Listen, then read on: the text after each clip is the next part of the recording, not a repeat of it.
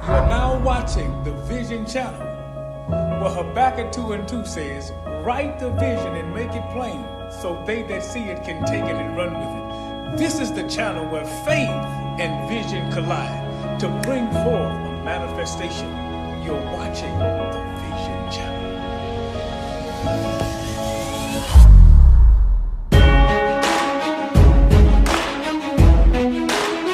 I'd like to say good evening and welcome to Let's Talk with Sandra. Thank you for tuning in with your girl on tonight. I have an exciting show for you on tonight. We're getting started just a little late, but it's going to be worth the wait. So I'm so glad you tuned in with us tonight. Ooh, I have a special guest in the house with me on tonight. I am so excited to have my friend, this young man, in the house with us on tonight. But we're going to be talking about how to deal with conflict in healthy relationships. We know there's so much can go on in relationships, but we're going to have some answers for you on tonight. So he come in ready to answer any questions you have. You can call in at 281-888-4042. Again, that number is 281-888-4042. Don't be scared. Call in with any questions. We don't know who you are. Just call in any questions you have related to your relationship. He'll be glad to answer those questions for you. I have no other than Barrett Brooks in the house with me on tonight. So I'm going to turn it over to him. I'm going to ask him to introduce himself and tell us a little bit about himself. Well, thank you very much, Sandra. I am Dr. B. Lee Brooks, and I'm extremely excited to be here with you guys this afternoon. Simply stated, my background, I'm a current assistant professor of psychology. Now, I don't know if that means that I know how to really analyze the mind, anything like that, but certainly I want to be able to pull out some personal experiences to share with you guys. And as always, I will be hopeful that somebody might be helped by information that I might share. All right. I'm glad to have him in the house. This psychologist in the house. I want to say the doctor of psychology is in the house on tonight. So as we get ready, the first question that I want to ask him, would you define relationships? Wow, that is a deep question. But a relationship is an interaction between two or more individuals.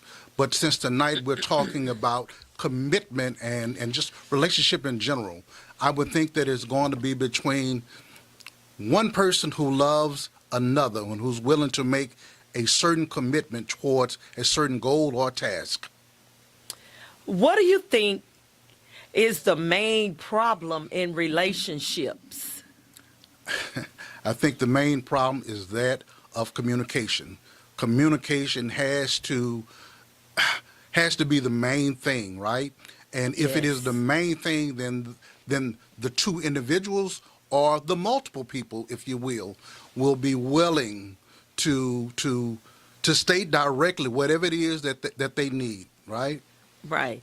So in relationships, and I shared that with a coworker last week, that communication is the number one thing. But do you agree that people kind of take it out of context and they'll say, oh, they don't put communication there first, but you said it firsthand, communication. Well, I think sometimes you're right, people get that misconstrued. They often believe that communication is that which comes out of the mouth, but 93% of communication is nonverbal. I may not say anything with my mouth, but my actions, my head, my eyes speaks volumes.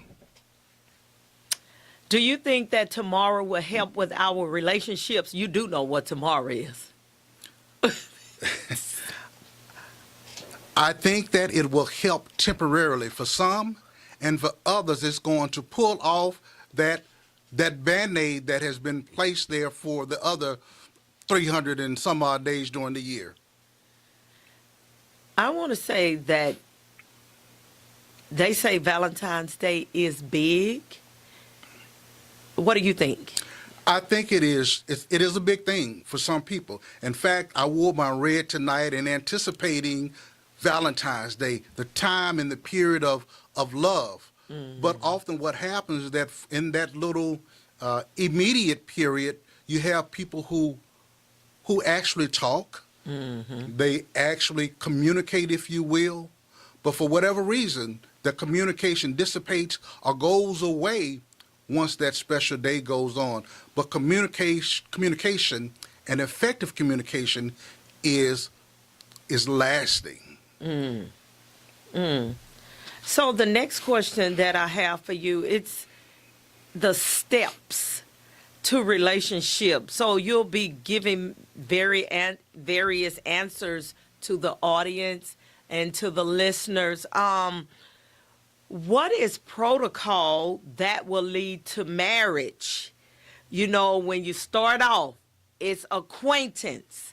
What is that like? Wow. You're really getting deep here, Sandra. Well, I think the protocol starts with being open and honest. Too often, people will hide behind the mask, and as a result, that mask is communicating, or it is transferring the portrait or the picture that one individual wants the other to see. But when you pull back the curtain, pull back the mask, that's what we need to be able to do.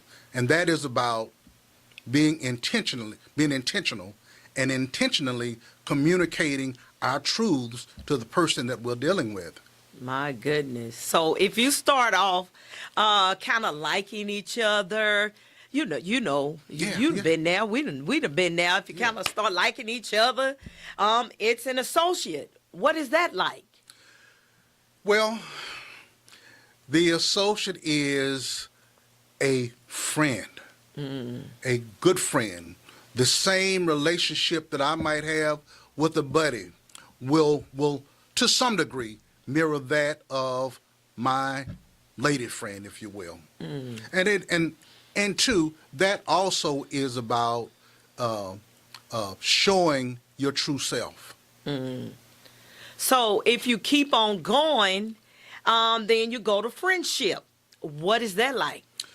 Well, you keep on going. What happens? This is what happens in communication.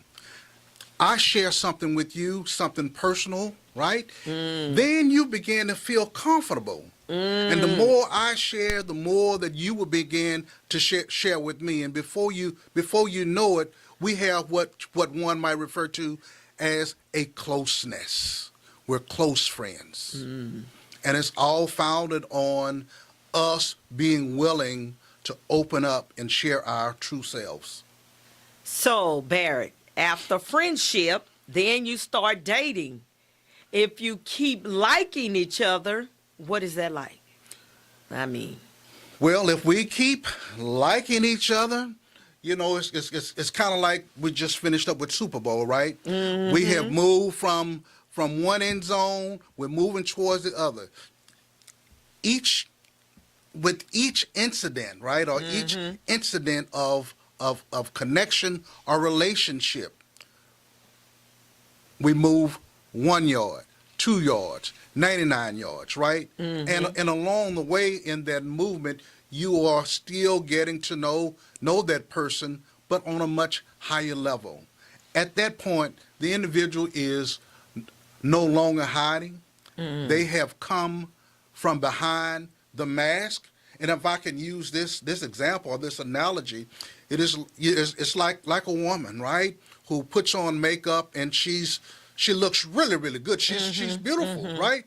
But the closer you get, you find that if she takes off the makeup, then that individual can see the blemishes. But because of the state of the relationship, he says, I don't care. I love you for just who you are. So do you agree that, women just like to look good? And what's wrong with a woman looking good, whether she has to put on makeup or she don't have to put on makeup? Because there are some women who don't need it, and there are some women who like it because they want to look good for their friend, their husband, or whoever, you know. Well, I think there's absolutely nothing wrong with a woman wearing makeup. In fact, I encourage her to have a desire to want to look good for her man. And in the case of a marital situation, no man wants to come home every day and see his wife with the scarf tied around her head and in warm-up pants. Every now and then, I would love to be able to come home and say, "Oh, wow, my wife is so beautiful. She dressed up for me, just for me." Because the makeup is not just for her. It should also be about her man. Yes, yes. So if you keep liking each other, you go into a relationship. Exclusive, or is it inclusive? Or can you talk to different people? Now, I need you to explain what I need you to explain. I'm old school. I'm old school. If we have committed to each other, I'm going to say it just like this. I ain't seeing nobody else, and you ain't seeing nobody else. Woo! If we are exclusive, that means that the relationship is just between the two of us. Now, let me just drop this in on you, because we know that reality is reality. If you're seeing somebody and you have a desire to see others along the way, then you need to come from behind your mask and say, "Look, I'm going to be honest with you. I really like you, but I also want to see other people." So if you keep liking each other, I agree. If you keep liking, each other, you don't want to be seeing anyone else. If, you're going to be maybe in this long-term relationship, you want to be with just that one individual, because it's too many times people go out of the relationship, but they say they love and care for this person. So can you expound on that a little bit? When people go outside of the relationship? I want to hear. Well, here's the deal. When you go outside of the relationship, is it really a relationship? Because when we say a relationship, and when we pair a relationship and commitment together, on some level, that is a contract. Although we're not married yet, but I am contracting with you to say that I'm going to solely be devoted to you, and I'm going to be working towards your best interest as well as ours. Yes. So if you keep liking each other, that could lead to an engagement and so on. It could lead into a marriage. Not too many people make it to those stages. Before you answer that, I want to give out a few dating sites, because people go on dating sites. You have these people, they put these pictures up, they put these names up, and a lot of time that don't always pan out. If your picture up there, that may not even be you. That may not even be your name on that dating site. Dating sites, I've checked out Kendra G, eHarmony, Match, Elite. Those are some of the websites that's going now. They have even dating sites for people over 50. But can you really trust those dating sites now, especially with so much going on? I think, like all things, you have to look at the percentages. There's going to always be some things that are not necessarily good, and from time to time, I'm sure you're going to find some true love stories. But I think there's nothing like an individual making an authentic connection. The grocery store, the washateria, on your job, the places that you, and least I forget, and even in church, right? So you want those things to be authentic, and oftentimes when they're authentic, they're going to develop in an authentic way, right? Going to be more organic. And when things are organic, you don't have to worry about yourself having been catfished, because that individual would not have had time to put on the mask, as you allude to about the different websites. So you've heard the doctor of psychology. If you have questions for him, you can dial 281-8888. 281-888-4042. Again, that number is 281-888-4042. Baird, a lot of times people think they in love and they don't even know each other. Can you explain that? Well, you know what? I think that oftentimes that is a result of individuals not taking the time to get to know themselves. Not, I call it peeling back the onion. You know, you go to one of these restaurants, they have that apple, onion blossom. You peel it back till there's no more. I think what happens is that we don't peel back the layers on ourselves. And so we go into situations trying to layer up with somebody else, and we don't even understand what's at the root of who we are. Yeah. And then, Baird, relationships can get abusive. Yeah. Can you name some of the kinds of abuses that happen in relationships? There's physical, there's verbal, there's emotional, there's sexual. None of them are any good. But we know that they're not any good. But my thing is, people still stay in them longer than they should have. Why you think that is? You know, I wish I had the answer, and people have been trying to come up with this answer for many years. But I will say this. Sometimes it is a result of the lack of self-love, right? And you find someone who is giving you what you think that you're lacking. But what it boils down to is this: individuals need to understand that they're who they are. They are enough. They are beautiful. They are everything that they need. And sometimes we fail to communicate with ourselves. We're here talking about communication right now, but we always fail to take in intrapersonal communication, right?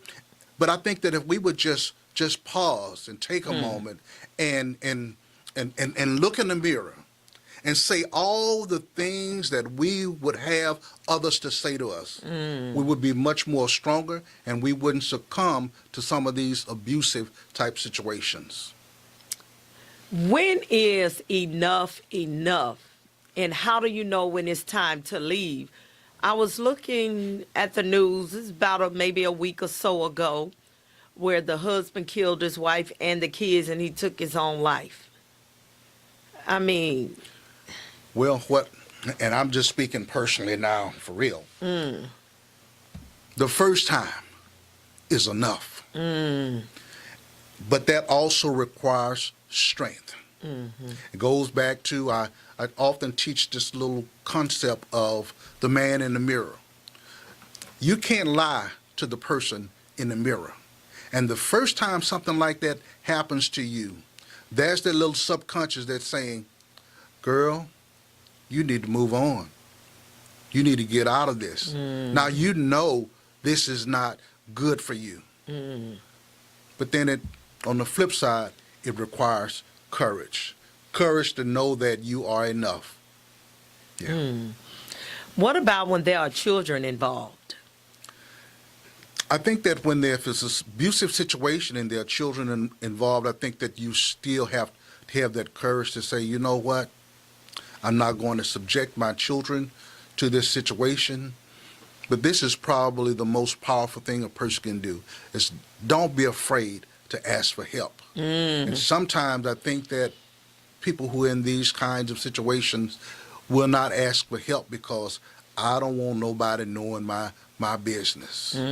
Well, you have to choose life over the possibility of something that could really end up in a very horrendous situation, if you will. Yeah. And you're right. There are a lot of people who don't want to ask for help. Yeah.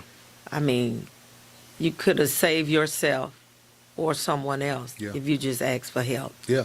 And the real deal is, if you don't want to do it for yourself, do it for those babies. Do it for your children. And I just believe that children who see parents who stand up in that situation will ultimately end up having a whole lot of respect for them, knowing that, and we're just operating off the assumption that it's a woman, right?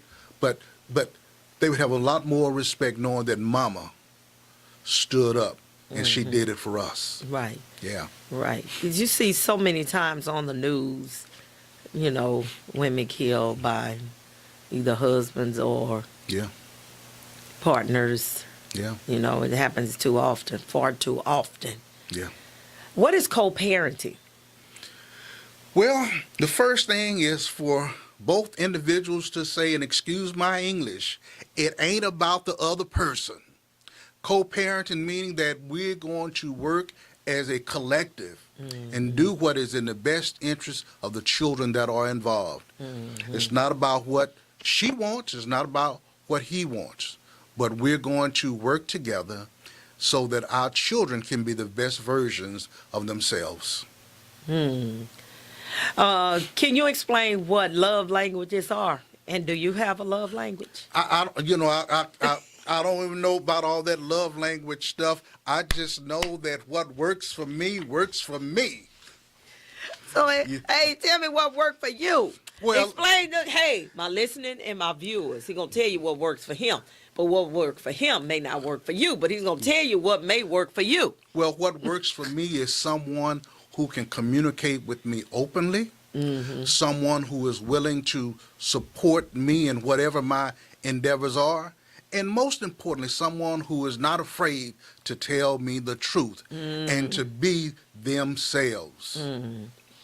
Simple. I want to ask a question. What if you tell a person the truth and they may not like the way you tell them, something? Because sometimes there are men who've been raised by women kind of take offense. It's when a woman says something. I don't know if they think that mother mentality. I guess when they, growing up, how some men are, can be a little timid. Well, I really don't know how some men can be. No, not like that. No, I'm not saying like that. No, I understand what but you're yes, saying. yes. Well, I think what it boils down to in that situation is that the woman or the man can't make it personal. If you have something to say to me, just be direct and don't personalize it. And that's what happens when we make things personal. That's when the conflict comes in. Now, I might hurt your feelings, but is what I said, was it not true? If it's true, I got to take that, right? But as long as you don't put that personalization on it, I think the individual can survive. Yeah, because sometimes they say it's not what you said, but it's how you said it. It's how you say it. They take offense to it. Right. And so... And I understand that. Right. Yes. And when you mentioned about, I know how men are, one thing I can tell you is this. Men are more about respect. If you give and demonstrate respect towards me, you can say whatever you want to say, because I know that it's coming from a good place. But what happens is that when we personalize it, the respect is out of the window. Right. And then the average man, or most men, will usually respond in kind. And they're going to come back at you twice what they normally would. Yeah. When I look at a lot of couples and things that go on between individuals and couples, sometimes I don't know if it's a relationship or a situationship. Can you address that? Only to say you're absolutely right. Because here's the deal. Relationship has a cyclical process, meaning that there's something always going on, right? Regardless as to the situation. So when it's situational, you're going to have a lot of ebbs and flows in that relationship. A lot of ups and a lot of downs. But when in fact it is a true relationship, you're going to have a whole lot less downs and more so ups, which is the desire of every individual in a committed situation. So when you look at Gen Z and our millenniums, how does this generation differ from the millennials? I think that this generation has a lot more stayability, if you will. They are a lot less likely to put up with stuff. They have a lot less patience, if you will. And so they're more easily move on. Because I'll bring it up in a second, but I see some of these relationships with these Gen Z and these millennials. I mean, you be like, what is this all about? Because what you all call a relationship or what you all doing, I never experienced it. I never heard of it. It's just so out of the box for me. I just don't understand it. Well, and I think we might be kind of dating ourselves a little bit, because, and not that being a little bit more seasoned is a bad thing, but I think that it goes back to how we were reared, and I don't want to throw a wide net out there and say that this generation have not been raised correctly, right? But they just have a whole lot less fluidity in terms of the things that they do, right? And we sit back and we look at it and we cast a whole lot of doubt on it, right? But I think that, again, it just kind of goes back to our generation, how we were raised, the various expectations. Yeah. Ooh, this one go step on some toes, but I have to say this. What do you say about the homosexual and the lesbian relationships? What do you think about that? And I mean, well, what I will simply say is this. You know, many folk will say it's out of hand, and this is probably going to upset some preacher pastors. But we have, in many instances, moved away from calling these things out in the pulpit. And it has become so acceptable. But if no one says anything about it, if I preach all around it and don't call it out, here's the deal. Sin is sin, regardless if it's homosexuality, lesbian, whatever. Call it out. And I think that we have a lot of leaders who have moved away from that for whatever reason. Yeah. You know, and it's so, you see it so much in schools.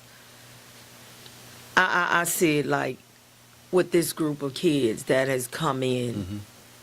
I mean, I've never seen it this bad. I mean, I'm talking about girls, almost practically all the girls. It's like they confused. They don't know who they are, but they tied up with this. And then where are these nicknames they call themselves? I mean, these acronyms, and they want to call themselves, and then they expect you as the educator to do the same. No, if it's not on your paperwork, I have to call it like I see it. Yeah, it is so pervasive, and that is because no one is calling it out, and their actions or behavior has been legislated into our society. Yes. When you have laws that says this is okay. And then you even drill down a little bit further, as we were talking about relationships earlier, even relationships between the child and the parent. If, as a parent, if I make you comfortable in your situation, that's problematic. Yes. But if, as a parent, I call you on it, I'm not saying that you don't love the child, but I call you on that. At least somebody is bringing some attention to it. But as is, we do what? We walk by individuals, we don't say anything, we refer to them as he, she, him in the workplace, schoolhouse. Yes. And you're the one who has been shackled because you can't say anything. Back in the day, we would call a spade a spade. You better believe it. And that's what it was. Yes, indeed. But now, again, you are the one who will be held up and chastised. Yes.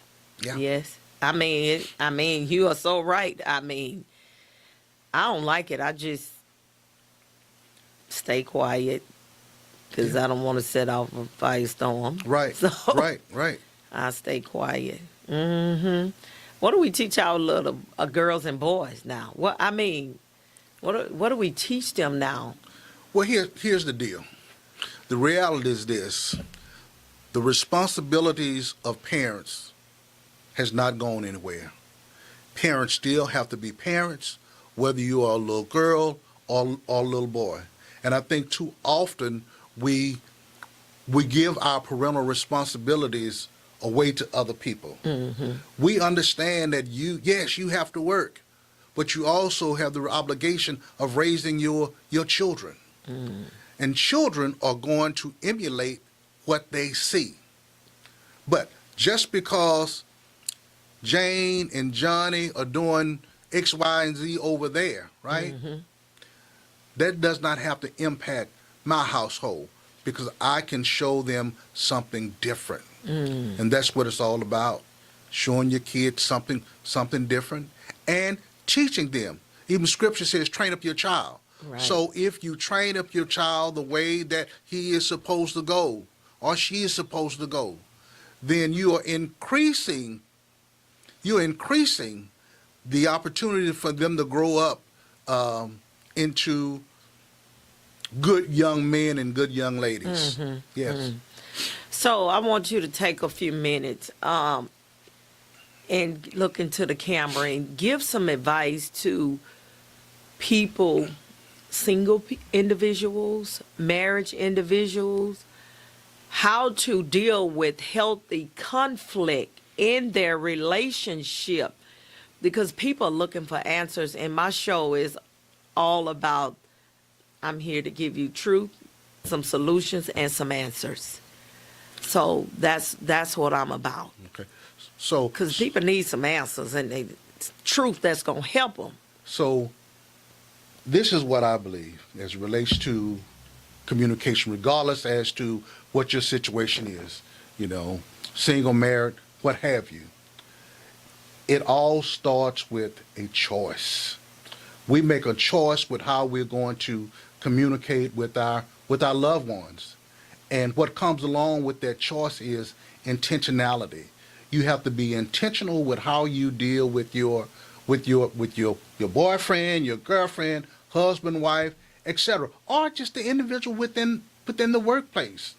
And I think that probably paramount to all of this is the golden rule. Treat people the way that you want to be treated. Can you imagine what a wonderful relationship we would have with the individuals that we interact with if we just treated them the way that we wanted to be treated? Here's also a caveat to that. If sometime you look in that mirror that I referenced earlier and you see a not so good person, you have to make the decision that I need to be better. Not just for my mate, but I need to be better for me. Going back to choices. We make a choice to how we speak, how we communicate to the people that we're around. And here's the deal, and I just mentioned this a moment ago about nonverbal communication. Your nonverbal communication needs to line up with what's coming out of your mouth. Too often we hear people say, I love you, but your actions don't demonstrate that. I am a firm believer. Don't tell me you love me. Show me. That's it. I guess that's my love language. Yeah. There you go. Yeah. Show me. Show me that you love me, right? And I think that when we do that, we're going to have stronger relationships, not just amongst the singles, but amongst husbands, wives, and the collective family unit. And I think that it is so important for parents who have children to demonstrate this love on a daily basis. And as it relates to I'm trying to tie all this in, as it relates to our young men and young ladies, they need to see mom and dad loving on each other. And here's something else I just thought about. It's okay if you have a breakdown or an argument, right? If you have children. But try not to display that in front of them. Because when you do that, it brings about a gap or a schism, if you will. There's a breakdown in the family, and before you know it, we start having some of these things that you just referenced. I like how you said that show. And one thing about most women need affection. So if that man is exemplifying that, whether you're married or you're in a relationship as being single, you still looking for that affection. And affection go two ways, but women really need that affection. And I like you say you done found your love language. That show me. Because a lot of times it's said, but it doesn't feel like, just like you said, I don't really feel that. But show me. I'm one, hey, show me. Don't just say it to me. I want you to put action with that. Right. I love you stuff. Right. A friend of mine told me something not long ago in that same vein of a woman's need for affection. I said, well, what if the man is not very affectionate? He said, put it in your phone. Schedule it in. Be intentional. It's 2 o'clock. You need to walk by and pat her on her butt.